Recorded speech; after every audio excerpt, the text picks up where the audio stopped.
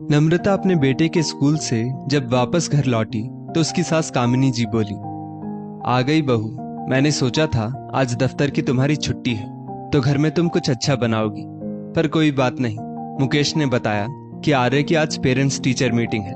समझ सकती हूँ, आज इसका परीक्षा फल आने वाला था तो हमने भी समझौता कर लिया। आज मेरा पोता गुड न्यूज जो लाने वाला था। तो बताओ आर्य, कैसा रहा तुम्हारा परीक्षा फल? नम्रता की सास कामिनी जी अपने पोते से कहती है। आर्य उछलता हुआ कामिनी जी के पास आ गया और बोला, दादी ये देखो, मुझे ए आया है। आपको पता है मैंने कितनी मेहनत की थी। मम्मा तो मुझे रोज खेलने भी नहीं देती थी, उल्टा पढ़ते समय डांटती भी थी। दादी, आपने मुझसे कहा था अगर मेरा रिजल्ट अच्छा आया तो आप मुझे इस बार नई साइकिल दिलवाओगे। नम्रता बोली, आर्य तुम्हारे पास पहले से साइकिल है, फिर नई साइकिल लेकर क्या करोगे? कितनी बार तुम्हें समझाया है, फिजूल की खर्ची करना अच्छी बात नहीं होती है। और बेटा, अगर मैं तुम्हें पढ़ने के लिए बोलती हूँ तो वो तुम्हारे लिए कहती हूँ। अब देखो, जब से परीक्षा समाप्त हुई तुम दिन रात खेल रहे हो, मैं एक बार तुम्हें रोकती नहीं हूँ। कामिनी जी बोली, बहू मास्टरनी होगी तुम अपने स्कूल की, घर में मेरे पोते की मास्टरनी मत बनो। और कौन सा ये तुमसे साइकिल मांग रहा है? अपनी दादी से बोल रहा है। मुकेश, कल ही मेरे पोते के लिए एक अच्छी सी साइकिल खरीद कर लाओ। मेरे पोते ने इतनी अच्छी खबर दी है तो इनाम भी उसे उतना ही अच्छा मिलना चाहिए। आर्य बोला, दादी आपने साइकिल देने का वादा किया था, फिर आप पापा से क्यों कह रही हैं? कामिनी जी बोली, अरे बेटा, तुम्हारे पापा की कमाई पर मेरा भी हक है। आखिर वो मेरा बेटा है, पढ़ा लिखा कर आज इस मकाम पर मैंने ही तो उसे पहुंचाया है, तुम्हारी मम्मी की तरह नहीं कि मास्टरी करके भी घर में घर की मालकिन बनकर रहती है। नम्रता ने सोचा कि अगर इनकी बातों को दिल पर लगाने लगूंगी तो कभी खुश नहीं रह पाऊंगी, तो बेहतर है वहां से निकल जाना। इसलिए वो चुपचाप वहां से चली गई। अभी कुछ दिन पहले ही तो बच्चों की परीक्षा समाप्त हुई थी और न्यू सेशन के लिए बच्चे तैयार थे। नम्रता को लग रहा था मानो एक कामकाजी महिला के साथ वो अपनी पढ़ाई फिर से दोहरा रही है, क्योंकि इसमें कोई शक नहीं कि बच्चों के साथ माँ बाप की भी परीक्षा फिर से होती है। नम्रता अभी अपने स्कूल में 7वीं के बच्चों को पढ़ा रही थी और दिन रात मेहनत कर रही थी ताकि उसका प्रमोशन हो सके और वो हायर क्लास को पढ़ा सके। एक औरत के लिए नौकरी करना और घर संभालना, साथ में अपने बच्चों को भी पढ़ाना बहुत मुश्किल होता है। फिर भी नम्रता हर चीज को बड़े ही धैर्य पूर्वक संभाल रही थी। नम्रता के पति मुकेश का सहयोग उसे उतना नहीं मिल पाता था, फिर भी वो खुश थी क्योंकि वो कभी शिकायत भी नहीं करते थे। पर हर 3-4 महीने बाद उसके सास ससुर करीबन 20-25 दिन के लिए उसके पास आकर रहते थे। उस बीच उसकी सास कुछ ऐसा कह जाती कि नम्रता बहुत दुखी हो जाती थी, क्योंकि ससुराल में अगर पति के साथ परिवार का भी सहयोग मिले तो एक लड़की की तरक्की में वो प्रोत्साहन बहुत कारगर साबित होता है। नम्रता अपनी मेहनत में लगी हुई थी। बेटा अब 6ठी क्लास में चला गया था, विषय भी बढ़ते जा रहे थे। नम्रता को समय कम मिल रहा था तो उसने बेटे का एक ट्यूशन लगा दिया, जिस पर कामिनी जी ने बहुत बवाल किया। क्या जरूरत है नौकरी करने की? नौकरी छोड़कर भी अपने बच्चों को पढ़ा सकती थी। दूसरे के बच्चों को पढ़ाती है, फिर तनख्वाह पाती है, और अपने बच्चों को पढ़ाने के लिए इसके पास वक्त नहीं होता। नम्रता बोली, मम्मी जी, अक्सर बच्चे अपने माता पिता से उतने अच्छे तरीके से पढ़ नहीं पाते हैं जितना शिक्षकों से पढ़ते हैं। फिर मैं तो हूं ही, रात में मैं आर्य को देख लूंगी। और जहां तक पैसों की बात है, शायद इस साल मेरा प्रमोशन हो जाए और हायर क्लास को पढ़ाने के बाद मुझे तनख्वाह भी अच्छी मिलने लगेगी। आप ये भी सोचिए, अकेले पूरी जिम्मेदारी इनके कंधों पर देना ठीक नहीं है। इतना कहकर नम्रता वहां से चली गई। करीब 2 महीने बाद जब न्यू सेशन शुरू हुआ तो नम्रता को एक लिफाफा मिला, जिसे पढ़कर वो बहुत खुश हुई थी। घर आकर वो मुकेश के आने का इंतजार कर रही थी। जब वो लौटे, नम्रता ने उनके लिए चाय नाश्ते के साथ वो लिफाफा भी ट्रे में रखा और सबके सामने मुकेश के आगे बढ़ाया। मुकेश मुस्कुराकर बोला, इस लिफाफे में क्या है? नम्रता मुस्कुराकर बोली, गुड न्यूज है। मेरे लिए तो ये बहुत बड़ी गुड न्यूज है, पर मैंने सोचा आप सबके साथ बांटूंगी तो मेरी खुशी और दुगनी हो जाएगी। मुकेश ने लिफाफा खोला और बोला, अरे वाह, तुम्हारा प्रमोशन हो गया, बहुत बहुत बधाई हो। तुम बहुत दिनों से मेहनत कर रही थी, मैं बहुत खुश हूं तुम्हारे लिए। आज तो पार्टी बनती है, चलो आज हम सब बाहर खाना खाने के लिए चलते हैं। आर्य खुशी से उछल रहा था। तभी कामिनी जी बोली, इतनी बड़ी खुशखबरी भी नहीं है कि बाहर जाकर पैसे लुटाए जाए, और वैसे भी बाहर का खाना मुझे पचता नहीं है। नम्रता के ससुर जी ने उसे बधाई दी तो नम्रता ने उनके पैर छूकर आशीर्वाद लिया। वहीं कामिनी जी बोली, कितना भी कमा लो बहू, मेरे बेटे से तो कम ही कमाती हो। नम्रता अपनी खुशियों में खटास नहीं लाना चाहती थी, इसलिए उसने उनकी बातों का कोई जवाब नहीं दिया। प्रमोशन के साथ साथ जिम्मेदारियां भी बढ़ रही थी, पर नम्रता हौसला हारने वालों में से नहीं थी। वो पूरी शिद्दत के साथ अपने काम और घर दोनों में तालमेल बैठा कर चल रही थी।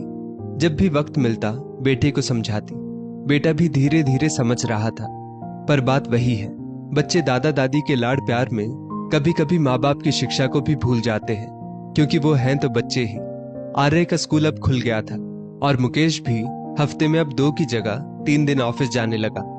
एक रोज मुकेश बोला, नम्रता, कल मेरी एक बहुत जरूरी मीटिंग है, मैं ऑफिस थोड़ा जल्दी जाऊंगा, तो मेरा लंच बॉक्स जल्दी तैयार कर देना। नम्रता बोली, कल इसके स्कूल का पहला दिन है, आप अगर इसे छोड़ देते तो मेरे लिए थोड़ा आसान हो जाता। अब आप बोल रहे हैं कि आपको भी जल्दी जाना है, एक साथ मैं सब काम कैसे करूंगी। कामिनी जी बोली, बहू, जब तुम्हारे ससुर जी ड्यूटी करने जाते थे, कभी साथ में बच्चों को स्कूल छोड़ने नहीं जाते थे। घर के काम के साथ बच्चों को छोड़ना लाना सब मैं करती थी। मुझे तो कभी कोई छुट्टी नहीं मिलती थी। पिछले 2 साल तक तुम्हें भी तो आराम था, आखिर ऑनलाइन ही तो तुम बच्चों को पढ़ाती थी। कितनी ही मेहनत लगती होगी। और फिर मुकेश भी घर से ही काम कर रहा था, आर्य की पढ़ाई भी घर से ही हो रही थी, फिर अब क्या उलझन है। नम्रता ने सोचा, सास से उलझ के कोई फायदा नहीं, प्यार से अपनी बात कहनी होगी। वो बोली, मम्मी जी, 2 साल आराम से घर में बैठकर इन दोनों ने अपनी पढ़ाई और ड्यूटी की थी। मर्जी हुई तो बिस्तर पर लेट गए, मर्जी हुई तो कैमरा ऑफ कर दिया। कभी मेरे बारे में सोचिए कि पूरे 2 साल मेरी तो डबल ड्यूटी होती रही, एक पल को मुझे आराम नहीं था। महिला शिक्षिकाओं को तो डबल मेहनत करनी पड़ती थी। छोड़िए पुरानी बातों को, अगर मैं पति से सहयोग की उम्मीद नहीं करूंगी तो किससे करूंगी। इतना कहकर नम्रता रात के खाने की तैयारी करने लगी, और साथ ही उसके दिमाग में ये भी चल रहा था कि कल आर्य और मुकेश को लंच बॉक्स में ऐसा क्या दिया जाए जिससे उसे डबल मेहनत ना करनी पड़े। सही कहा है किसी ने, औरत की जिंदगी में कभी आराम नहीं होता।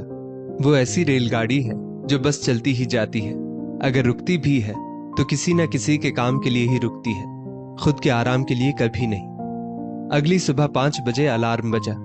जल्दी से नम्रता ने अलार्म बंद किया और फटाफट आंख मुंह धोकर रसोई में चली गई और जल्दी जल्दी अपने हाथ चलाने लगी। बीच बीच में जाकर आर्य को भी कहती, बेटा उठ जाओ, कहीं देर ना हो जाए, मैं तुम्हारा और पापा का लंच बॉक्स तैयार कर रही हूँ।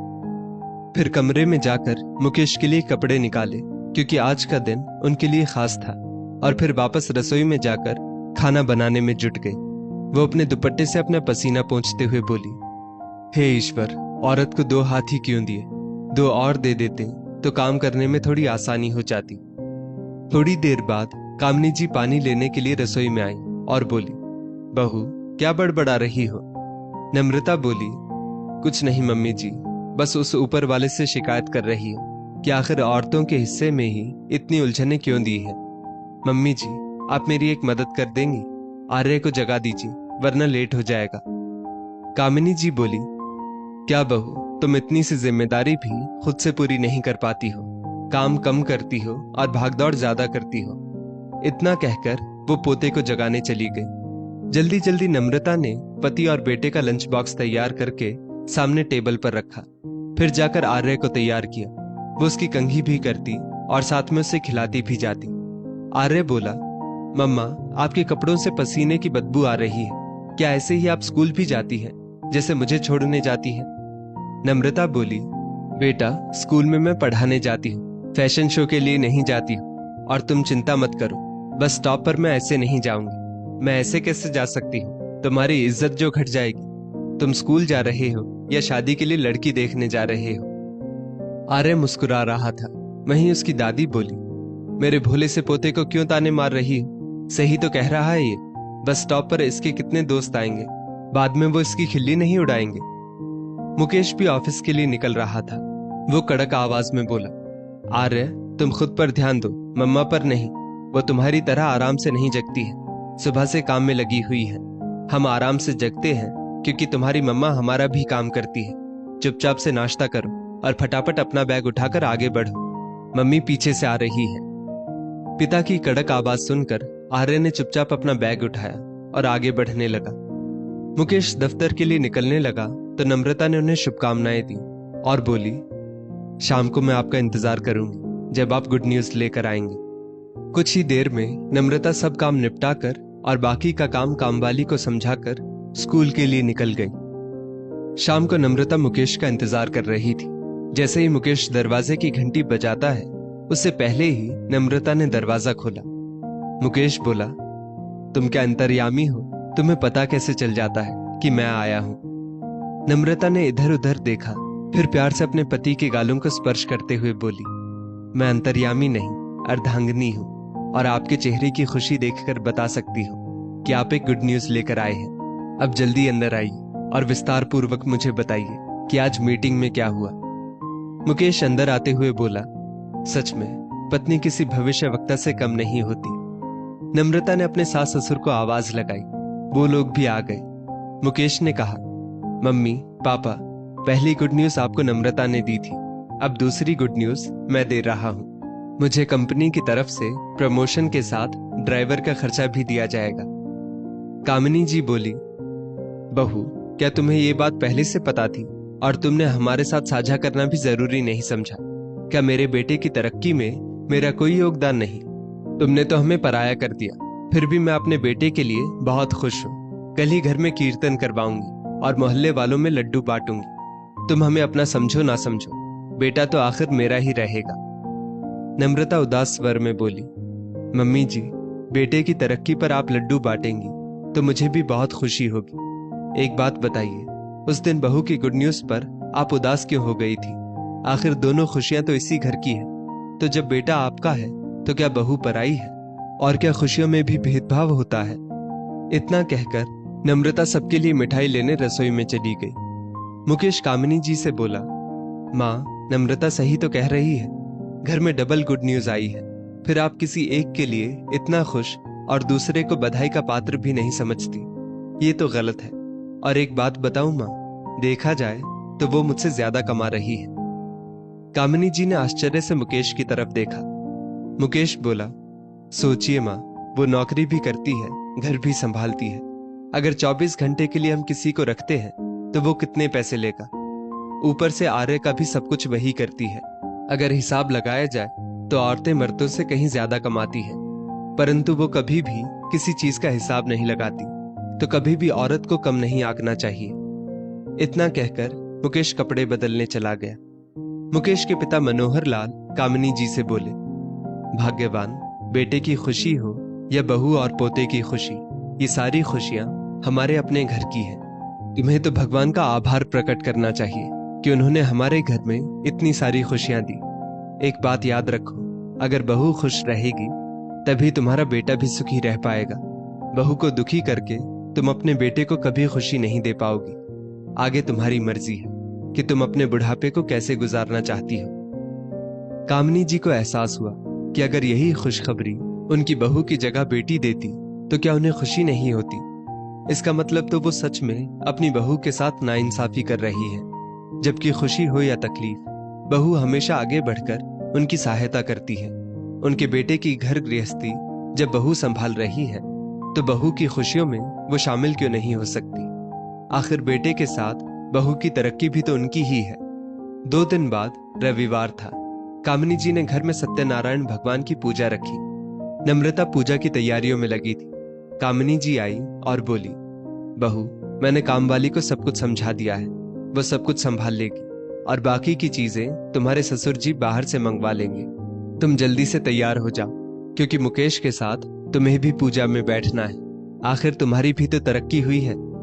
कामिनी जी के मुख से ये बातें सुनकर नम्रता बहुत खुश हुई। उसकी आंखें भर आई। कामिनी जी बोली, बहू, पुरानी बातों को भूल जाओ। ज्ञानी लोग कहते हैं बीती बातों को भूल जाना ही अच्छा है। तो क्यों ना हम सास बहू मिलकर एक नई शुरुआत करें। अब घर में इतनी सारी गुड न्यूज आई है तो भगवान का धन्यवाद हम एक साथ मिलकर करेंगे। नम्रता खुशी खुशी तैयार होने चली गई। कुछ रोज बाद कामिनी जी वापस गांव जाने लगी तो पोते को समझाया, बेटा तुम बड़े हो रहे हो, तुम्हें अब अपना कुछ काम खुद करना चाहिए ताकि तुम्हारी माँ को मदद मिले। आखिर तुम्हारी माँ इतनी मेहनत हम सबके लिए ही तो कर रही है, तो हमारा फर्ज बनता है कि हम उसका भी ध्यान रखें। आर्य बोला, हाँ दादी, मैं मम्मी का पूरा ख्याल रखूंगा और अगले साल और अच्छे नंबर लेकर आऊंगा, पर आप मेरा गिफ्ट तैयार रखना। उसकी बातें सुनकर सब हंसने लगे।